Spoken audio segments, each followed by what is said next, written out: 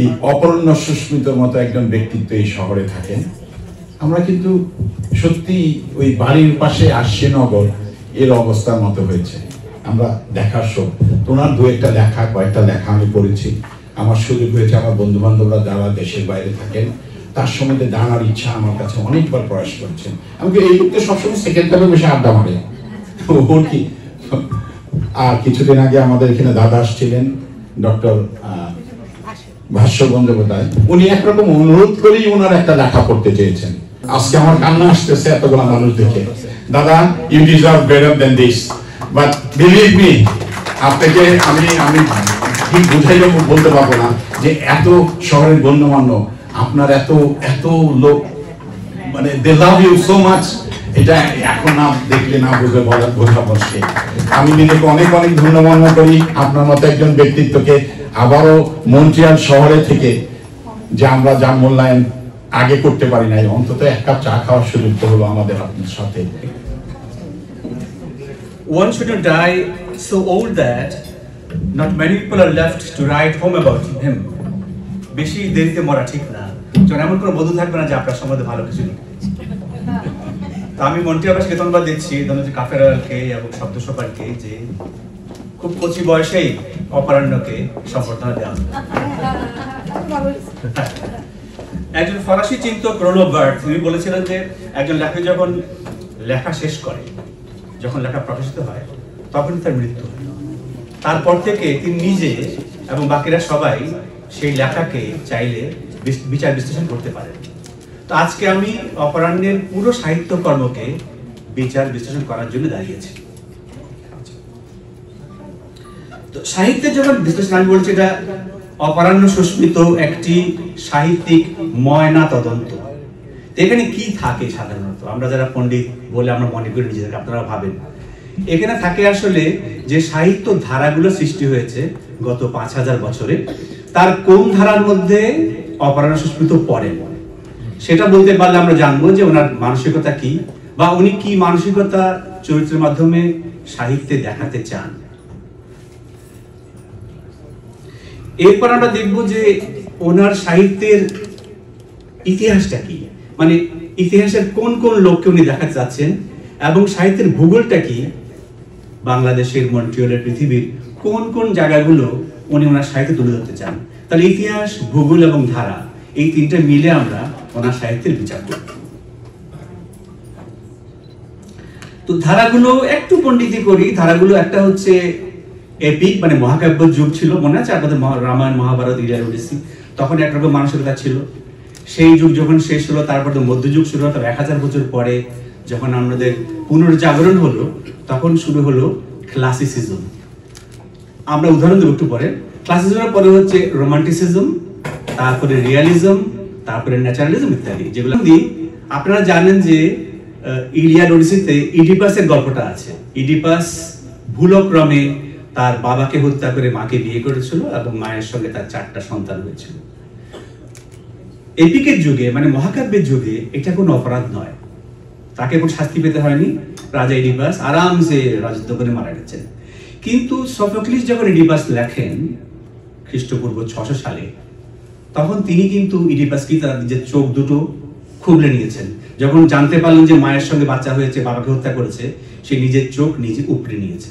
Classic যুগের নাটকও তো এরকম, ধরেন 3 ঘন্টার ঘটনা, 3 ঘন্টার মধ্যে নাটক শেষ হতে হবে। ক্লাসিক যুগের কোনো নায়ক বা নায়িকা তার ইচ্ছা মতো কাজ করতে পারবে না। তার বাবা মা যা বলবে, সমাজ যা বলবে, তাকে তাই করতে হবে। ধরুন ক্লাসিক যুগের কোনো নায়িকা যদি তার ইচ্ছা মতো, পছন্দ মতো বিয়ে করে, তাকে কিন্তু কষ্ট পেতে হবে। কষ্ট না পেয়ে যাবে না, কারণ তুমি সমাজের নিয়ম মানোনি, তুমি কষ্ট পাবে। এরপরে যখন 19 শতকে রোমান্টিসিজম শুরু হলো, তখন তারা বললো না, আমরা সমাজের নিয়ম মানব না, আমরা যাকে খুশি তাকে বিয়ে করব। তাহলে রোমান্টিক নায়ক বা নায়িকা যাকে খুশি তাকে বিয়ে করে। আমরা কিন্তু এখনো একটা রোমান্টিক, যেমন ধরুন রোমান্টিক যুগ শুরু হলো পিকনিক, মনে আছে পিকনিক? আপনারা বনে গিয়ে ভাত খান। ক্লাসিক যুগ বলবে ভাত তো বাড়িতে বসে খেলেই হয়, ভাত খাওয়ার জন্য বনে যাওয়ার দরকার কি? কিন্তু রোমান্টিক বলবে না, আমি ভাতটা বনে গিয়ে খাবো, আমি বনে গিয়ে বই পড়বো।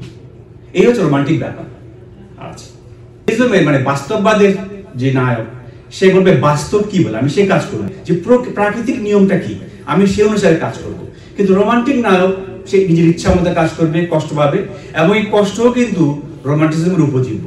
চাঁদের হাসির বাঁধ ভেঙেছে, উছলে পড়ে আলো, ও রজনী গন্ধা তোমার গন্ধ সুধা ঠালো, বা আজিয়ে প্রভাতে রবির কর, কেমনই পচল প্রাণের পর। এগুলো হচ্ছে রোমান্টিক যুগের লেখা।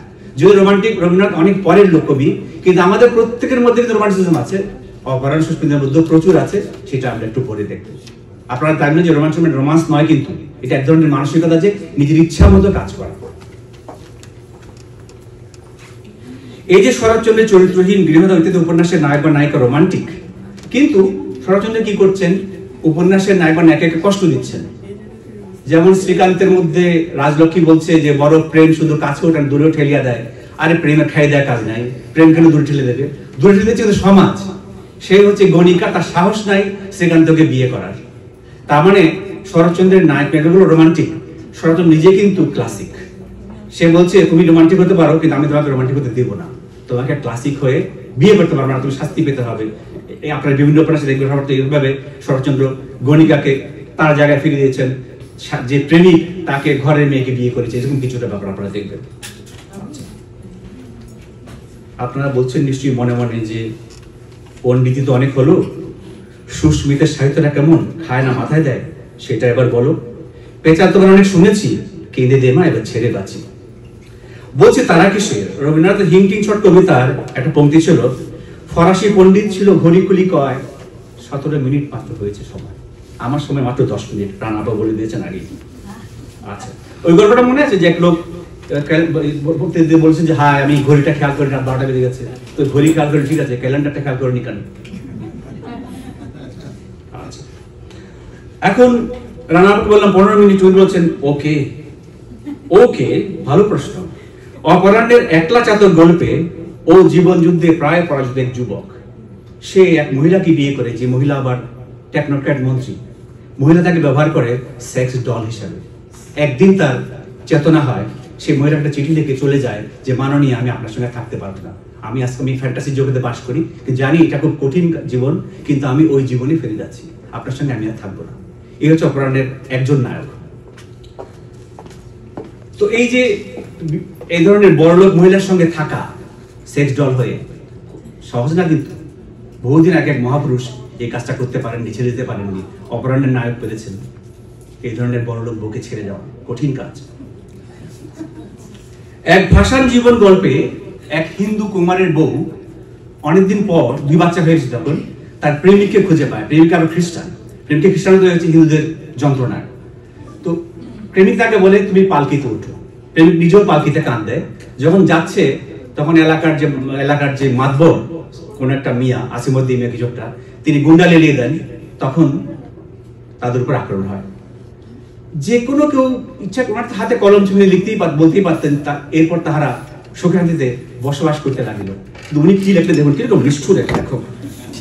ক্ষেতের আল ধরে লাল রঙা রক্তের একটা ছিপছিপে ফিতা, সাহেব রামপুরের এই জমিন খুব ভালো, পিচকারির মতো রক্তের এই বেগবান বেগ সে শুষে নিচ্ছে।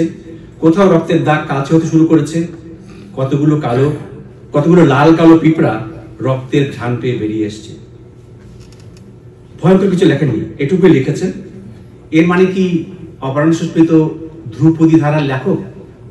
আপনারাই পড়ে নিজেরাই ঠিক করেন। আরেকটা গল্পে একজনের নাম হচ্ছে এল কবির, লোকে তাকে বলে লুচ্চা কবির। সে আবার নাটকের পরিচালক। সেই নাটকের পরিচালক একজন নায়িকাকে ভাড়া করে নিয়ে আসা হয়েছে, জবা কুসুম, তাকে কোমর ধরে জড়িয়ে ধরেছে। এরকম আপনারা খেয়াল করে গ্রামের নাটকে এরকম হয়, কোমর জড়িয়ে ধরা বা কার বুকে হাত ধরে ধরনের। তখন সেই নায়িকা বলছে, কবির ভাই আমি প্রেগনেন্ট। ওই সময় স্টেজে গান চলছে, তুমি কি দেখেছো প্রভু জীবনের পরাজয়। আবার তখন কবিরের মেয়ে বলছে, বাবা বাড়ি চলো, মাকে দেখবো। মজার না কাহিনীটা? আচ্ছা, এটা কি প্রকৃতিবাদ না যুক্তিবাদ? কোমর জড়িয়ে ধরেছিল, ন্যাচারালি ধরাই তো উচিত, পুরুষ আর নারী। আবার মেয়েটা কেন আবার বাপের কথা বলছে? তার মানে কি যে উনি কি আবার এক ধরনের মানে ধ্রুপদীবাদ, মানে ক্লাসিকবাদী যাচ্ছেন যে না একটা মেয়ের বাপ সেভাবে কোমর জড়িয়ে ধরতে পারে না? কি চান, কি বলতে চান, এটা আপনারা পরে ঠিক করবেন। অপরাহ্নের সময় আপাতত আবার সময় দিয়েছেন বেঁধে 1 মিনিটও বাড়াবেন না, যতেন বলার জন্য মরি কেঁদে। অপরাহ্নের সঙ্গে পরিচিত 2002 সালে একসঙ্গে আমরা পত্রিকায় লিখতাম, টরন্টো থেকে প্রকাশিত বাংলা কাগজ পত্রিকার 4 পাতায়। তো তারপর অনেকদিন কেটে গেছে, আমি জাপানে গেছি, অপরাহ্নের দিন ফেসবুকে লেখা শুরু করেছে, আমিও লেখা শুরু করছি। ফেসবুকে লিখলো, ভুল করে চিনি খেতে গিয়ে কয়েকটি পিঁপড়ে গেলে ফেলেছে। তারপর অনেকক্ষণ চামচে চিনি নিয়ে, মুখের সামনে চিনি নিয়ে বসে আছি, তারা ফিরে আসেনি। আমি নিচে মন্তব্য করেছিলাম, অপরাহ্নে আপনি ভুল জায়গায় চামচ ধরেছেন, পিঁপড়ে আবার টার্ন করে না। এরপর অপরাহ্নের আরেকটা গল্প হচ্ছে 2 জন যোগ ধর্ম সমান 3 জন। নায়ক আর নায়িকা গেছে ব্যাংকে গিয়ে বলছে, আমরা আমাদের ধর্মটা একটু ডিপোজিট ভল্টে জমা রাখতে চাই। ব্যাংকের কাছে অবাক হয়ে গেছে। তারপর তারা যে নোটারি পাঠিয়ে যাচ্ছে, সেখানে গিয়ে বলছে আমরা নাম বদলাবো, আমার নাম 237, আমার প্রেমিকের নাম 137। ওই লোক তো পারলে চেয়ার থেকে পড়েই যায়। কিন্তু অপরাহ্ন সুস্থিত এবং সকাল অনন্ত ওনার সঙ্গিনী কি সুন্দর নাম বদল করে ফেলেছে। আমি পর্যন্ত জানি না, 20-30 বছরের পরিচয়, ওর আসল নাম কি। আমি সকালকে বলছি এই মুহূর্তে যে সকাল তুমি আমাদের সঙ্গে আছো, আমরা তোমার কথা ভাবছি।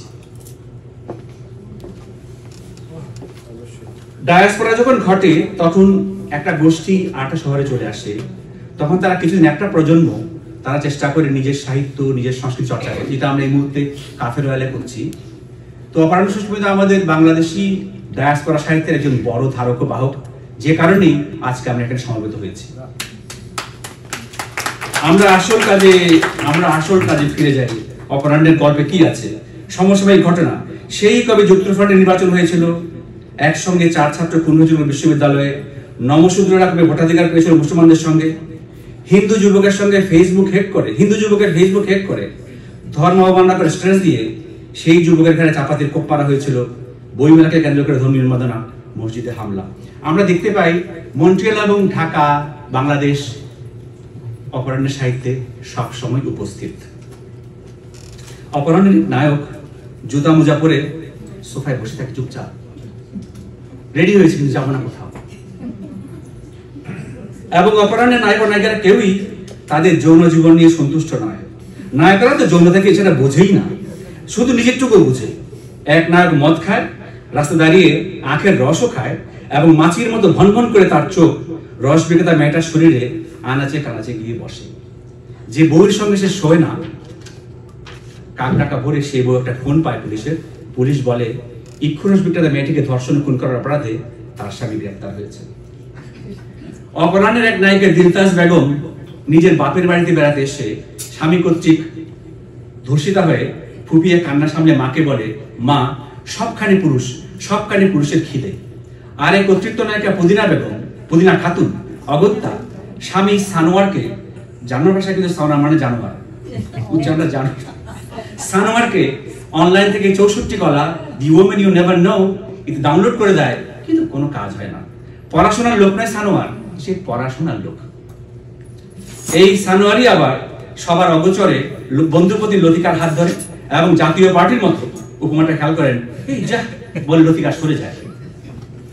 আরেক নায়িকা, সে পেশাতো নায়িকা, সে বলে অনেকদিন সঙ্গম করি না। সঙ্গম তো মেডিটেশন, ভীষণ মনোযোগ লাগে, নিঃশব্দে এত সময় কই। স্বামী নিঃশব্দে আবার নারী সহকর্মীর সঙ্গে দারুণ সশব্দ হয়ে ওঠে। নায়িকা তখন ভাবে, পুরুষ বস কি অধীনস্থ নারী কাউকে পেলে এইসব আলাপ শুরু করে? আমরা মেয়েরা তো বস হলে তো এরকম আলাপ করি না। এই নায়িকা আবার বলে, আমার বড় মানুষটা চমৎকার, ভীষণ রেয়ার ধরনের মানুষ, ওর সঙ্গে থাকলে বেশিরভাগ মানুষের সঙ্গে কথা বলার ইচ্ছা হয় না। আমার বরকে আমি ভালোবাসি, আমি অন্য জায়গায় সেক্স এক্সপ্লোর করতে পারি, কিন্তু আমি তা করবো না। আপনাদের কি মনে হচ্ছে না অপরাহ্নের লেখায় আধুনিক ফরাসি, ইউরোপীয় লেখকরা উঠে আসছে? আপনারা হয়তো একটু শখ হচ্ছেন এই লেখাগুলো পড়ে, কিন্তু আনি এখনো, যিনি নোবেল পুরস্কার পেয়েছেন কয়েকদিন আগে, তার লেখা পড়লে আপনারা পড়তে পারবেন না, সাধারণ বাংলা পড়তে পারেন। সে লেখা এত রগে, অপরাহ্নের বাবা মানে বা ঠাকুমা। অপরাহ্নের সাহিত্যে রয়েছে বাংলাদেশ ও মন্ট্রিয়ালের ভূগোল, ফেনী, কুমিল্লা, মেদাকুল বাজার, ধূপকলা মাঠের পাশে আসগর আলী হসপিটাল, হাসপাতালের লাশ কাটা ঘর। মন্ট্রিয়ালের মেট্রোতে দূর কৈশোরের প্রেমিকা অন্ধ স্বপ্না ম্যাডামের হাতে হাত রেখে সিটের সামনে ট্রেনের মেঝেতে ঠায় বসে থাকা কি আদৌ ভুলবার? মনে আছে আপনাদের গল্পটা? অপরাহ্নের লেখায় আছে উপলব্ধি, সমাজ ভাবনা, এক বাপ বলছে ছেলেকে, জানিস পোটলা, আমাদের দেশে চেঁচামেচি বেশি, লজিক কম, তাই তো পুরোহিত বেশি, বিজ্ঞানী কম। আর জায়গায় চরিত্র ভাবছে, যার যেভাবে খুশি মাইক লাগিয়ে পরকাল চর্চা করতে থাকে কর্কশ উচ্চারণে, প্রতিদিন অসহ্য প্রতিদিন। লেখকের ডাহা মিথ্যা পরকাল কিংবা পরলোকের ম্যানেজার এক কাল্পনিক চরিত্র ঈশ্বরে আদৌ বিশ্বাস করেন? অপরাহ্নের গল্পের বৈশিষ্ট্য কি রবীন্দ্রনাথ বলে গেছেন তার ছোট গল্পের বিখ্যাত সংজ্ঞায়। বলি একটু, ছোট প্রাণ, ছোট ব্যথা, ছোট ছোট দুঃখ কথা, নিতান্তই সহজ সরল, সহস্র বিস্তৃতি রাশি, প্রত্যহ যেতেছে ভাসি, তারই দু চারিটি অশ্রুজল। নাহি বর্ণনার ছটা, ঘটনার ঘন ঘটা, নাহি তত্ত্ব, নাহি উপদেশ, অন্তরে অতৃপ্তি রবে, সাঙ্গ করি মনে হবে, শেষ হয়ে হইল না শেষ। এক আলাপচারিতার ফাঁকে অপরাহ্নকে বলেছেন তিনি নাকি অনেক ঝুড়ো গল্প লিখেছেন। তার একার ভিড়ে একা, এই বইটা একার ভিড়ে একা, ঝুড়ো গল্পের সংকলন। ডিমের ঝুড়ো তরকারি হয়, চট্টগ্রাম নোয়াখালী অঞ্চলে ঝুড়ো রুটি হয়, ঝুড়ো গল্পের আগামী মাথা নাও থাকতে পারে, নিতান্তই সহজ সরল, বিস্তৃত কিছু অশ্রুজল। এই প্রশ্নে একটি চীনা গল্প আপনাদের বলি। এক চীনা সম্রাট ছবি আঁকাবার জন্য দুই শিল্পীকে আনিয়েছে। দুটো দেয়াল দেওয়া হয়েছে, এক শিল্পী পুরো মাস জুড়ে ডিটেলে ছবি এঁকেছে, আরেক শিল্পী পরে পরে ঘুমিয়েছে দেয়ালের সামনে। শুধু মাস 30 দিন শেষ হওয়ার কয়েক মিনিট আগে উঠে কয়েকটা স্ট্রোক দিয়ে একটা ছবি আঁকে। রাজা থেকে শুরু করে সবার পছন্দ হল দ্বিতীয় ছবিটা। তখন রাজা বললো, একেই আমি লক্ষ মুদ্রা পুরস্কার দেবো। তখন আগের শিল্পী বললো, প্রথম শিল্পী বললো, আমি সারা মাস কাজ করলাম, আমাকে পুরস্কার দিচ্ছেন না, এই 2 সেকেন্ড কাজ লোকে দিলেন। তখন ওই লোক বললো, আমিও সারা মাস কাজ করছি স্যার, শুয়ে শুয়ে মনের দেয়ালে ছবি এঁকেছি। তো অপরাহ্নের যে লেখা, তাতে চীনা শিল্পীর মতোই কয়েকটা স্ট্রোকে সেখানে নাহি বর্ণনার ছটা, ঘটনার ঘটনাটা ঘন ঘটা, কিন্তু ছবির পর ছবি ঠিকই আঁকা হয়ে চলেছে, বর্ণনা দ্রুত, স্বল্প দৈর্ঘ্য, কয়েকটি মাত্র স্ট্রোকে শেষ হয়ে আসছে, ভয় নেই। অপরাহ্ন কবিতা হয়তো কম লেখেন আজকাল, কিন্তু প্রতিটি গল্পেই কবিতা অনুপংক্তি, পংক্তিমালা রয়েছে। উপমায় কবিতা দাবি করেছেন বোদলেয়ার, বুদ্ধদেব বসু, আরো অনেকে। উপমা কালিদাসস্য, মানে কালিদাসের মতো উপমা নাকি কেউ দিতে পারেনি, কোন কবি দিতে পারে না পৃথিবীতে। আমরা একটা উপমা দেখি, আপনারা চেনেন, আষাঢ়স্য প্রথম দিবসে মেঘম আশ্লিষ্ট সানুম বপ্রক্রিয়া পরিণত গজম গজপ্রেক্ষণীয়ম দ্বাদর্শ। মানে একটা হাতি যখন দাঁত দিয়ে পাহাড়ের সানুদেশ, মানে পাহাড়ের গোড়া উপড়ায়, তখন যেমন লাগে আষাঢ়ের প্রথম দিবসে মেঘগুলোকে সেরকম মনে হচ্ছিল। বা বোদ্দার যখন বলেন, প্রকৃতি মন্দির এক, সারি সারি প্রাণবন্ত খিলান সেখানে, কখনো বেরুতে দেয় দুর্বোধ্য অবিন্যস্ত বাণী, মানুষ এখানে ঢোকে পার হয়ে প্রতীকের অরণ্য বেষ্টনী, যে অরণ্য তাকে থেকে অপলক অভ্যস্ত নয়। তাহলে প্রকৃতি একটা মন্দির, চারপাশে প্রতীকের অরণ্য বেষ্টনী, মানুষ এই প্রতীক পার হয়ে সেই মন্দিরে ঢোকে। আমরা দেখি অপরাহ্নের প্রতীকগুলো কেমন। আমি প্রতীকগুলো বারবার পড়ে যাবো, কতগুলো লাইন এখানে শেষ হবে। একসময় বুঝতে পারি চাঁদ ভর্তি আকাশ, এক সময় সেই ছোট্ট প্রেম এসে শিউলি গাছ ধরে দাঁড়ালো। বাইরে ঝিম মারে থাকা 570 সাবানের মতো দুপুর কিলবিল ফেনায়। বাবার শরীরে ব্যথা নেমেছে আন্তনগর ট্রেনের মতো। বাইরে বঙ্গবন্ধুর মতো দরাজ দৃষ্টি, চাঁদ মাখানো আমার একান্ত কিছু নিজস্ব দৃশ্য আছে। মনটা একটু ভারাক্রান্তই। তো ধন্যবাদ আজকের আয়োজনকে, ধন্যবাদ টিপু ভাইকে, অপরাহ্ন সুস্মিতা দাকে। আসলে ওনাকে আমি টিপু ভাই হিসেবেই বেশি চিনি এবং আশা করছি নিয়ে রাগ করবেন না, অপরাহ্ন সুস্মিতা দা। তো একদম প্রথম যখন ওনাদের সঙ্গে, মানে টিপু ভাই এবং শিলা আপার সঙ্গে কথা হয়, সেটা বেশ অনেক বছর আগে আমাদের নাজমুল ভাইয়ের বাসায় প্রথম ওনাদের সঙ্গে দেখা। এবং শিলা আপা এত ভালো অমায়িক একজন মানুষ, অসাধারণ আবৃত্তি করেন। ওনার কণ্ঠের বেণী মাধব কবিতা শুনে আমি কান্না করে ফেলেছিলাম, এত সুন্দর। তো শিলাপাকে মিস করি, আশা করি ওনাকে আমরা খুব শীঘ্রই আমাদের মাঝখানে পাবো। টিপু ভাই তো সবসময় আমাদের মাথার উপর ছাতার মতো থাকেন। তো আমি কেন্দ্রগীতি করতে চেষ্টা করছি।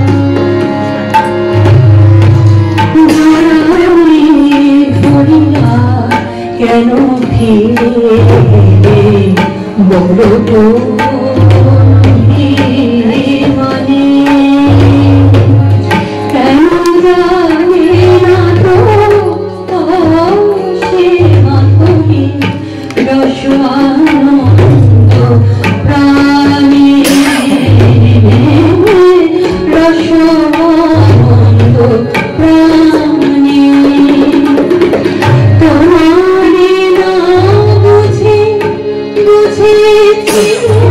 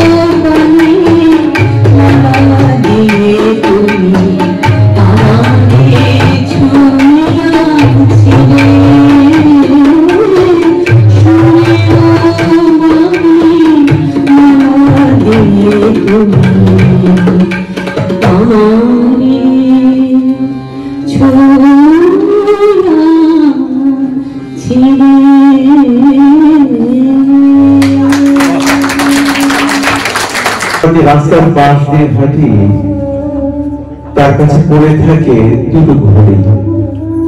সময় কাউকে কবজিতে বেঁধে রাখে, কাউকে সেলফোনে। নদীটার পাশে তুলে যে কোনো সকাল বা সন্ধ্যায় খালি পায়ে হাঁটতে পারতে। ওখানে তোমার মতো লোকজন থাকছে, সন্তান নিয়ে হামা করে দিয়ে। কিন্তু দেখতে পাও না আমাদের নদীটা মিশে যাচ্ছে ছবির মতো। যে ট্রেনটায় তুমি ঝিকঝিক করতে, জানালা দিয়ে মুখ বের করে বৃষ্টির ছাট নিতে, দেখবার পলকে রাজত্ব না পিছাতে মিলিয়ে যাচ্ছে কাবেরী নদী বাউর হরিণের মতো জনপদ। ভেসে যেতে পারতাম, আমরা দুজন মিলে একটা সংসার নাটক হতে পারত। কত মানুষ কত অভিনয় করে, গান গায়, পর্দা টানে সমাপ্তি। আমরা দুজনে আকাশের সাথে একটা সন্ধি করতে পারতাম যে চলো সূর্যের রোদে এসে ডিম ভেজে খাই। কে যেন সারাক্ষণ বর্ষি ফুঁকে চলে, আমাদের মতো কত মানুষ হুম হুম করে হাঁটে। কেউ কেউ খেতে পায় না, কেউ কেউ দম বন্ধ বাড়িতে বসে থাকে। আমরা তখন বসেও থাকতে পারি। বসে থাকার একটা অলস কাজ লৌহ করা আছে। এসো নদীটার সাথে বলিব না, নদীটার সাথে। দাদা এত সুন্দর করে কথা বলেন এবং কোনো মানে মানে জন্মদিন বার্থডে বাদ যায় না, যে উইশ করেন না। এটা আসলে আমার এত ভালো লাগে যে ছোট একটা জিনিস আমরা এটা করি না, তাই না? আমরা হয়তো অনেক অনেক প্রিয় মানুষ আছে, এই একটা লাইন দুইটা লাইন লিখবো যে এইটা আমাদের সময় থাকে না, অনেক সময় অনেক কিছুই একজন আমাকে তুমি করে না, আমি কেন করবো, কিন্তু আপনারা আমি করিয়া না করি উনি কিন্তু সবসময় প্রতি বার্থডেতে উইশ করে যান। এটা আসলে কি বলবো আমি জানি না। উনি আসলে হয়তো বা একজন সাহিত্যিক কবি মানুষ এবং শিল্প সাহিত্য যারা আছেন ওনার অবশ্যই প্রিয়জন, এবং অনেক অনেক ধন্যবাদ অপর্ণা। আমি আপনাকে আরো জানি প্রতি বছর আপনি জন্মদিন শুভেচ্ছা জানাবেন। আমি আজকেই আপনাকে সব কিছু সব শুভেচ্ছা কি বলবো শুভেচ্ছা দিয়ে রাখছি। অনেক অনেক ধন্যবাদ এই নবম একজন মানুষের যে খোঁজ রাখেন।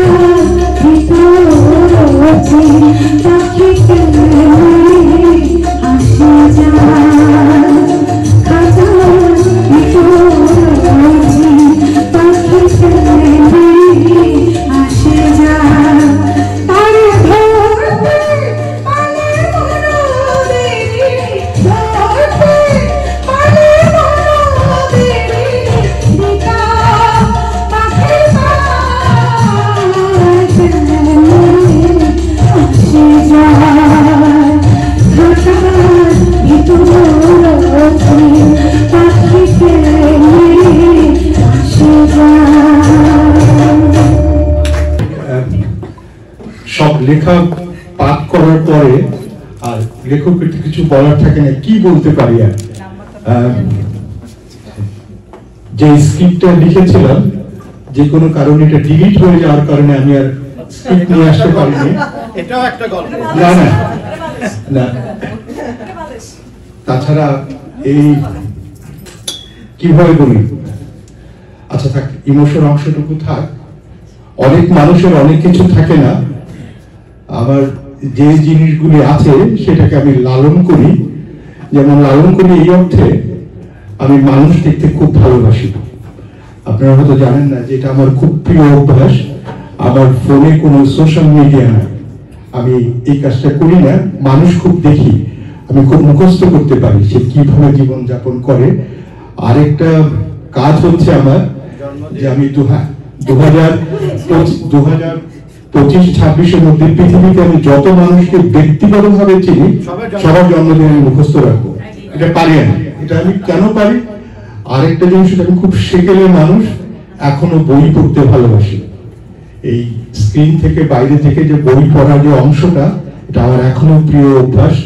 দেশ থেকে আমাকে যখনই জয় বলেন টিভি ভাই কি লাগবে, বই বই বই, দেশে গেলে বলে বই বই। এই আর মাসুদ ভাই যখনই দেখা হতো 32 দাঁত বের করে বলতো যে আপনাকে নিয়ে একটা অনুষ্ঠান করবো। তা আমি এই কান দিয়ে ঢুকিয়ে ওই কান দিয়ে বের করে দিতাম, কখনোই মনে হতো না যেটা হবে। শেষবার যখন ভাস্করদা রেখে অনুষ্ঠানে দেখা, আবারও বিভিন্ন অনুষ্ঠানে দেখা হয়, তখন যখন বললো যে অনুষ্ঠান হবে, তারপরে এই শব্দ সোপান, এই শয়তান চতুষ্টয় এই আয়োজন করলে আমার পক্ষে না করা খুব কঠিন। আর এই কিভাবে বলবো, বন্ধন এত বেশি অদৃশ্য থাকে, এত বেশি জড়িয়ে রাখে। এই আর কি, সবার জন্য অনেক অনেক শুভেচ্ছা। রাত হয়ে গেছে, সবাই ভালো থাকবেন। আর এই অনুষ্ঠানের যে এরকম যেটা হয় সেটা হচ্ছে মানে দায়িত্ব মানে বাড়িয়ে দেয়। সত্যি কথা বলতে, আমি গত বছর 5ই আগস্টের পর থেকে এই পর্যন্ত কিছুই লিখতে পারতাম না, কিছুই লিখতে পারিনি। বহু চেষ্টা করেছি, দিনের পর দিন সিনেমা দেখেছি, মুভি দেখেছি। আমি মানে কি বলে, অক্লান্ত ভাবে সিনেমা দেখতে পারি। এক এক দিনে 7টা-8টা পর্যন্ত সিনেমা দেখেছি আমি। তারপর আমার লেখালেখি হচ্ছে না, বই পড়ছি, লেখা হচ্ছে না, বিশাল কারণে। অনুবাদ করার চেষ্টা করেছি, তাতেও কোনো কিছু হচ্ছিল না। তো আমার মনে হচ্ছে যে আবার আমি লিখতে পারবো। এইটুকু সচল থাকুন, সবাই ভালো থাকবেন, ভালোবাসা থাকবেন। অনেক ধন্যবাদ। অটো থেকে এসছে, রাজধানীর লোক দেখতে পাওয়াটা অন্যরকম ভালো।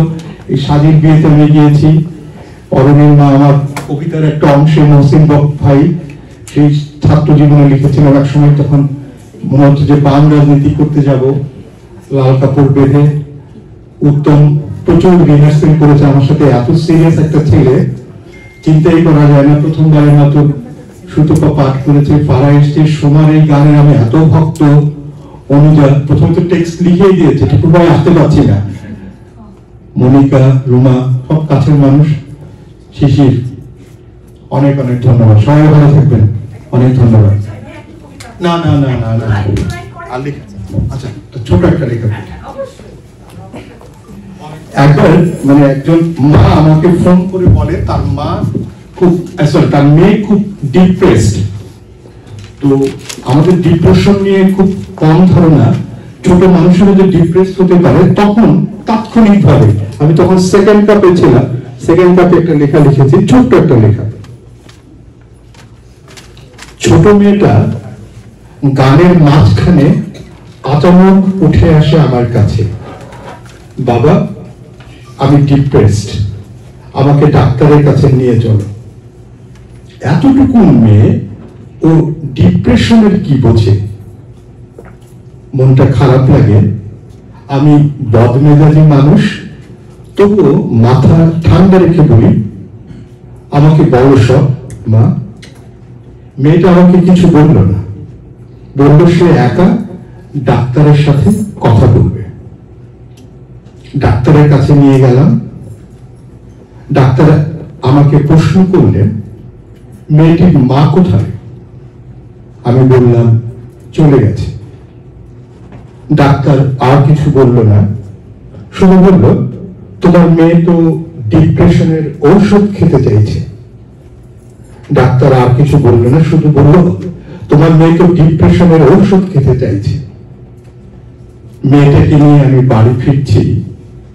আজ সারাটা দিন বিষণ্ণ ভৈরবী। বাইরে ছোট করে তুষার পড়ছে অনুপম করে। মেয়েটা জানালার কাঁচ নামিয়ে দেয়। ঠান্ডা তুহিন তীর এসে লাগে ওর গায়ে।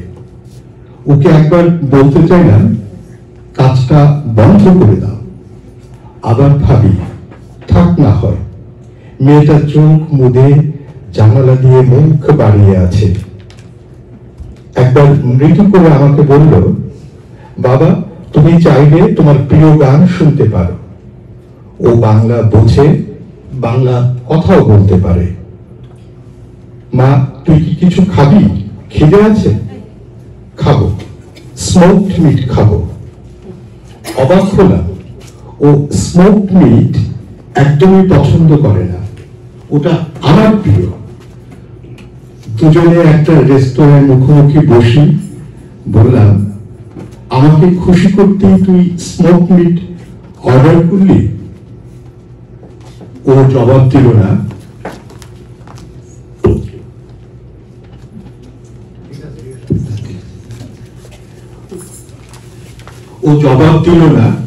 অল্প করে হাসে। ও খুব একটা খেলো না। আমি আমারটা সহ ওটাও খেয়ে ফেললাম।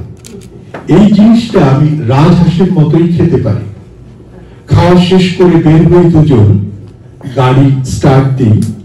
মেয়েটা আমার চোখের দিকে তাকিয়ে রইল তিষ্ঠকাল। বুঝতে পারি কি যেন বলবে। সে বলল খুব স্পষ্ট করে, বাবা আমি চলে যাব। চমকে উঠি, কোথায় যাবি? মায়ের কাছে চলে যাব। এখন থেকে মায়ের কাছে থাকবো। আমি কিছুই বললাম না। গাড়ি চলছে গতানুগতিক গতিতে। মেয়েটা আবার বলল, বাবা তোমার গানটা এবার তুমি শুনতে পারো।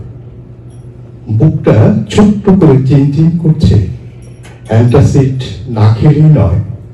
গানটা শুরু হলো, এ আঁখি জল মোছো পিয়া, ভোলো ভোলো আমারে, মনে কি রাখি গো তারে ঝরে যে ফুল আধারে। মেয়েটা আমার দিকে তাকিয়ে আছে। আমি হেসে দিলাম। এরকম করে তাকাবি না তো, তোকে দেখতে থাকলে আমি অ্যাক্সিডেন্ট করব। তবু মেয়েটা আমার দিকে তাকিয়ে রইল। আমি নিরিবিলি একটা জায়গা দেখে গাড়িটা থামাই। তুই কি জানিস তোর মা আরেক ভদ্রলোকের সাথে থাকে? জানি। আমাকে ছেড়ে থাকতে পারবি? আমি মার সঙ্গে থাকবো। অ্যান্টাসিড না খেলেই নয়, বুকটা চিনচিন করছেই। বাবা জানালার কাঁচ তুলে দিই। থাক, আমাদের শহরে গিয়ে আজ তুষার পূর্বার পূর্বাভাস ছিল। আবহাওয়ার খবর রাখা হয় না অনেকদিন। আমি এই মেয়েটিকে দেখতেই থাকি। এই মেয়েটা এত সুন্দর করে তাকাতে জানে।